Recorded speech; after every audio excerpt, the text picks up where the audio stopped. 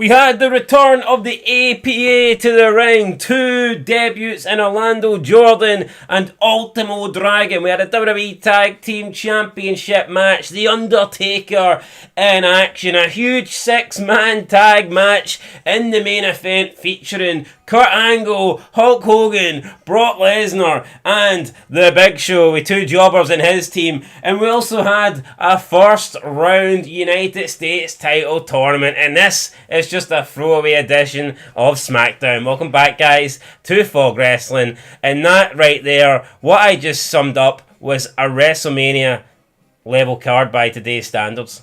Damn right. A Super Saudi WrestleMania card. Can't fault it. I mean, it is that period of SmackDown where they would just stick any two with Big Show to try and make him feel better than what he is. But nonetheless, it's Madison Square Garden. It's MSG, boy. Hold on, stick to any two. You think that they're sticking the world's greatest tag team with the Big Show to try and make the Big Show look good? No, I think they are. I think they do it to a degree to make Big Show like better than what he is.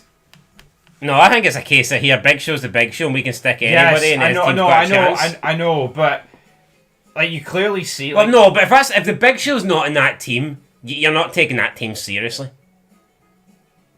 It's a bit of both, isn't it, though, at the end of the day? Because Brock Lesnar, Big Show's like... your lines. No, because Big Show, Brock Lesnar's an even match, but with this 3-on-3, it's like, you stick these to him, but then Big Show's battering like Brock, Hogan and Angle last week, 3-on-1. It's almost like Big Show's been elevated by being with these two.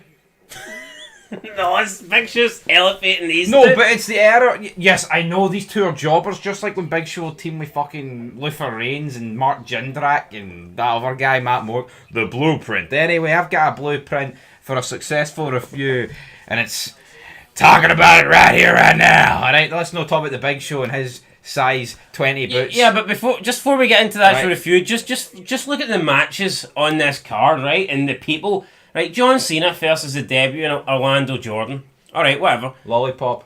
You got the APA teaming up. Farouk and Bradshaw teaming up with The Undertaker to take on the FBI. 3 real men. In a throwaway 6-man tag. Yep. Rikishi, Matt Hardy. United States title tournament. Ultimo Dragon take his debut against Shannon Moore. The tag team titles on the line, Eddie and Tajiri taking on Piper and Sean O'Haire in a huge main event with all the WWE Championship contenders, including Hulk Hogan, added to the mix. And we also have a McMahon Kiss My Ass segment. I mean, holy shit. The levels. What's not to love about it? I mean, it's fantastic. But we get the opening sequence. Cena comes out, brags about how good his rookie year's been. 1 year to the day. Not quite as good as Brock's rookie year, though. I know Brock's rookie year began a wee bit earlier, but I'd say Cena's firmly in second place at this point. Well, who's he in battle with? Evolution.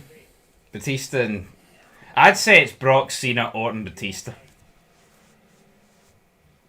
Yeah, what do you Based off Orton's last couple of weeks as well. What do you make of Maven's debut year?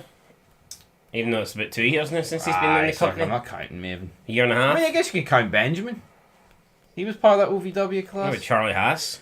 Don't think he was OVW, was he? Oh no, why does it have to be OVW? What about the other 4 were? What about Christopher Nowinski? No, we're talking about debut years here. I like Christopher. But I'm talking about the big stars, for fuck's sake, man. Rodney Mack. How far?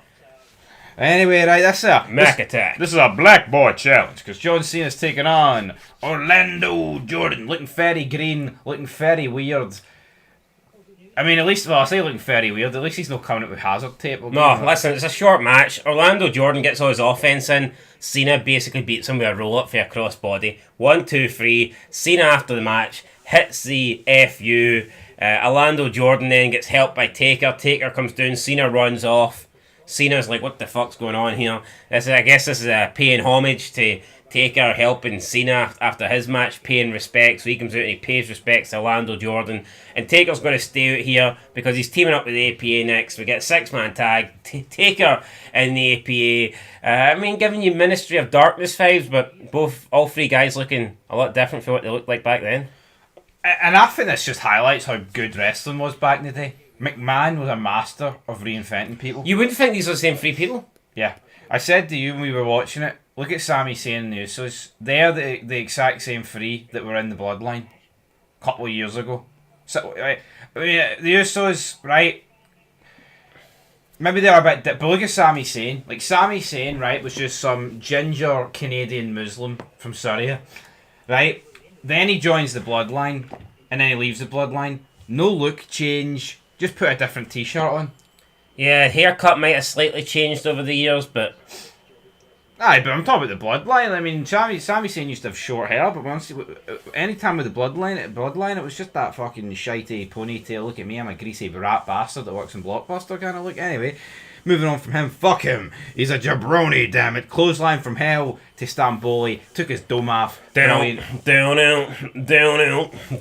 My name's Jamie Noble. $827,000 getting put in Jamie Noble's bank account. Aye, so Jamie Noble's auntie passed away. He didn't want to know her until he found out how much she was worth, and then all of a sudden, he wants to know her, alright. He tells Nydia to give the guy a special kiss, and she tries to take his pants off. He's like, no, not that special.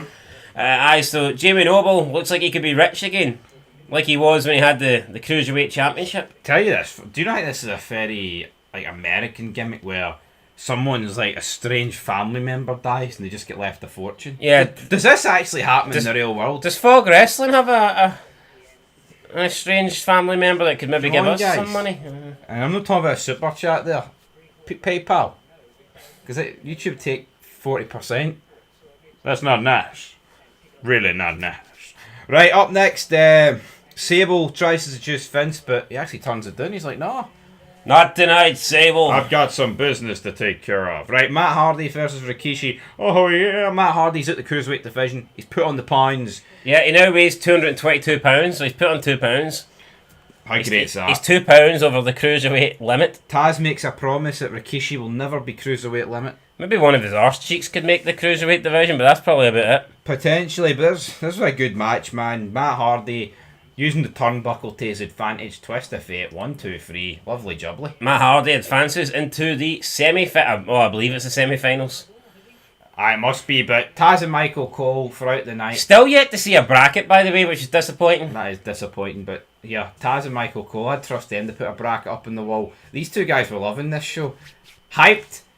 Enthusiastic. You know what? See people that say, "Oh, Michael Cole's loving what he does now." You can tell. He hates it. No, look at Michael Cole during this era, and look at him now. You can't possibly tell me that Michael Cole has more fun today than he did back here. Yeah, he is just a paid shill today. Unless he's like the greatest actor of all time. No, but see back in this day, right? See when they were doing the ads, like sponsored by Skittles, or Subway, eat fresh, right? It would last like 10 seconds. See now, it takes up like 15, 20 minutes to show. It was almost like they didn't give a shit about the ads. They were trying to run through it. It's quite, here's Skittles and Mars bars. Oh, you can get your Greyhounds journey. Of the week. Right, till next time. And then they'd move on. But now it's like, fuck me, the ads are sponsored. They plaster all over the ring. Yeah. Some good shit, pal. Right, Billy Kidman's in the crowd with 2 women. Who 2 hot tomatoes, as Taz would call them. Don't know what Billy Kidman's doing though. Looking like some sort of movie star in the front row. How can Billy Kidman look like The Rock? Don't know, maybe Billy Kidman's going for it. It was just, I think it was this era, wasn't it? McMahon could make anyone look good. That's not the proof in the pudding though, right? Billy Kidman wrestles like, he just looks like a generic guy, but when he sits in the crowd he looks like someone. Look at when they did the Netflix stuff, when Cody Rhodes or Tiffany Stratton or whatever would appear in the crowd. They just sit in a wrestling attire. Like a goofball? Yeah, but it's because Billy Kidman was sitting there, and he was wearing like maybe like smart street clothes that you'd wear, and like Taz said, he's sitting beside 2 hot tomatoes, and that just makes him look the part. You're thinking, oh, he's got 2 hot women either side of him. He must be important. See if he was sitting next to 2 fucking fat neckbeards that were chanting, "This is awesome." I mean, I'm sure Billy Kidman's aura would have took a hit or 2.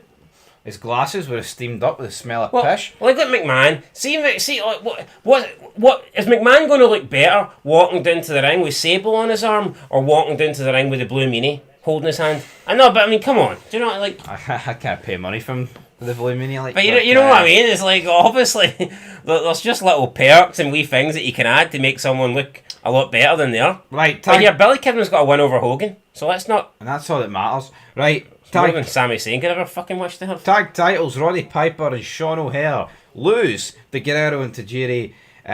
Missed to Piper, Frog Splash to Piper, 1, 2, 3. Not looking as out of shape as he has. Yeah, I mean, maybe in slightly better shape, but the ring attire still does absolutely nothing for him. Just looks like an old guy at this moment.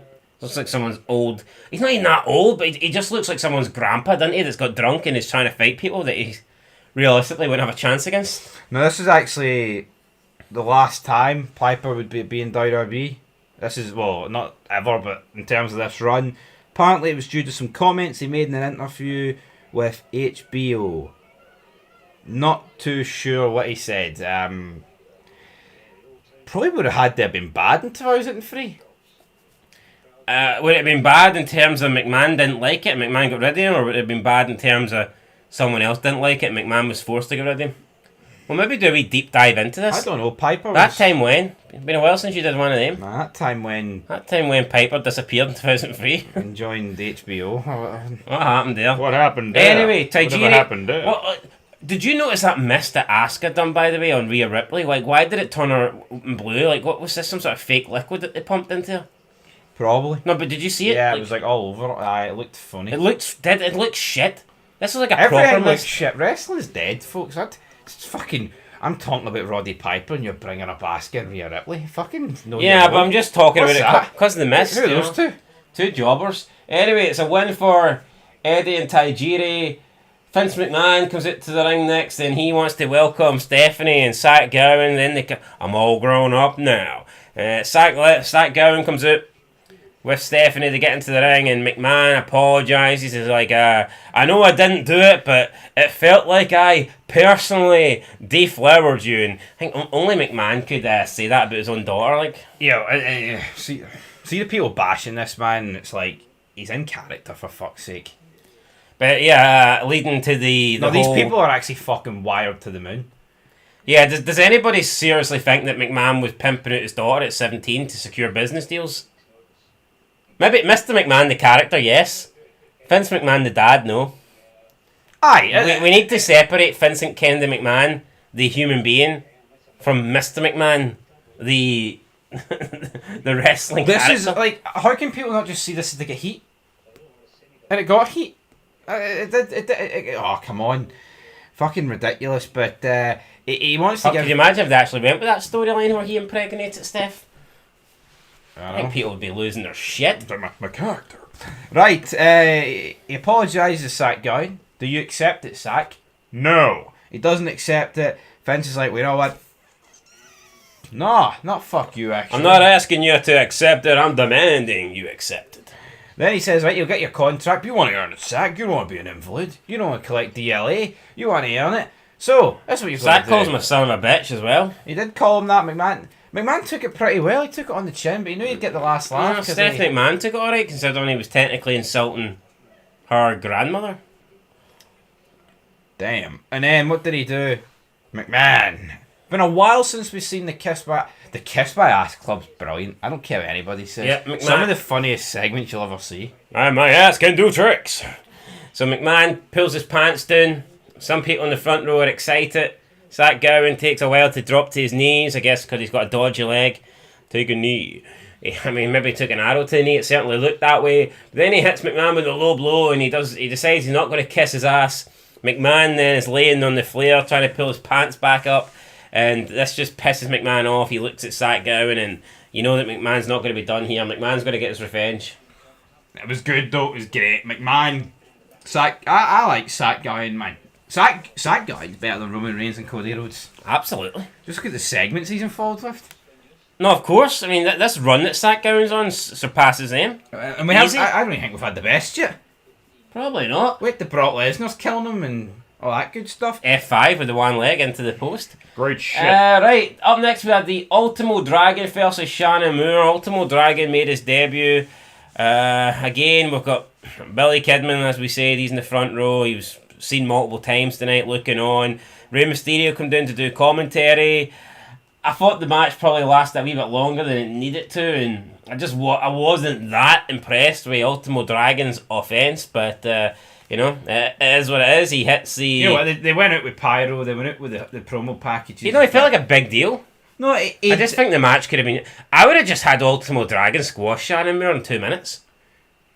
I agree. Shannon Moore at this point is a jobber. Like, I get it, my attitude feels like it's been completely pushed to the side. But at the same time, Ultimo Dragon... It's a weird one. He's alright, but...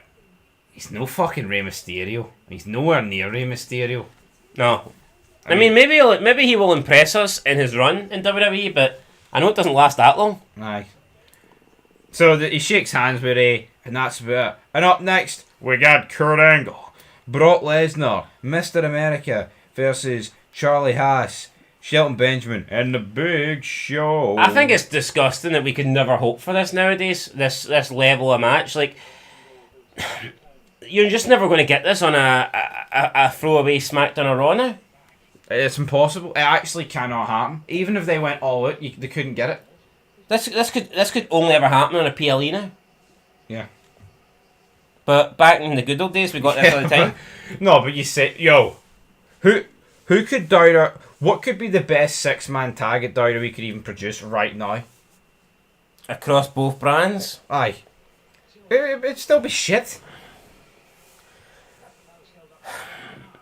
Yeah, I mean, I'm trying to think. Wait, like CM Punk and Cena against and someone else against like Rollins, fucking Maybe Rollins, Brock, and someone against, I don't know. Yeah, but you look at this Punk, match. Cena, and Roman or some shit. Or... Look at like the masculinity involved in this match. The pythons. Kurt and Brock look like they're fucking wired to the moon in a good way. I mean, suplex machines, real fucking men. Yep. Anyway, it was a good match. Hogan's going to go for the big boot on Big Show, but Big Show manages to hold on to the ropes. Then the Great World's Greatest Tag Team come in, but Lesnar and Angle, they pull Big Show to the side. Hogan takes care of Benjamin and Haas. Big Show then, I think, beats up Angle and Brock 2-on-1 on the outside. Big Show gets back into the ring. Hogan is going to set him up for the big boot again. Will he connect this time? Maybe. But then McMahon drags Zach Gowen out. He's like, how about it, Zach? And he just keeps whipping Zach Gowen's ass and he's punching Zach Gowen. I like this mustard. Yeah. Put a little Smackdown on it. I mean, these strikes from McMahon look great. Yeah, McMahon hitting like some real ass fucking punches here. Stephanie comes out to try and stop him. Big Show then hits the chokeslam on a distracted Hogan. Big Show picks up the win, and then McMahon's like, you don't want to just, you want to earn your contract sack, don't you? So next week you're going to have a tag team partner. It's going to be you and Stephanie McMahon taking on the Big Show. So McMahon books it next week. Handicap match. Who's got the handicap though? But see, well, Zach Gowen. Yeah, he is. But this is wrestling at its near best for me, right? If you can't get a match that's like star power, I want a circus match.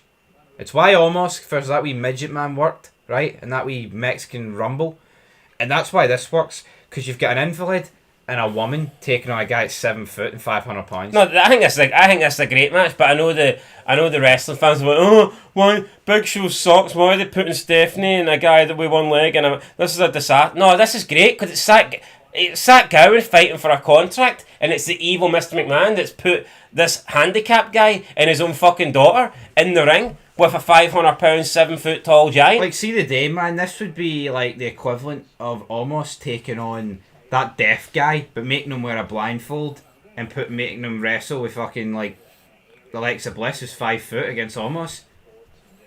With the careers on the line, I'd be like, fuck, that's actually pretty good. Fuck, I'll tune in. But yeah, no, I thought it was a good SmackDown. Star-studded SmackDown. The matches weren't overly long, but I think there was that many matches that I guess they couldn't really. SmackDown's better than Raw, folks. I'll admit that. Yeah, I'm gonna give this an 8. I'll give it an 8 as well. Last SmackDown are Roddy Piper, but the SmackDown scene is good, and you're also getting John Cena and Undertaker in a feud, and that can't really fail, can it? No. Till then, though. I'm looking forward to Vengeance. Damn right. Looking forward to it. 8 out of 10.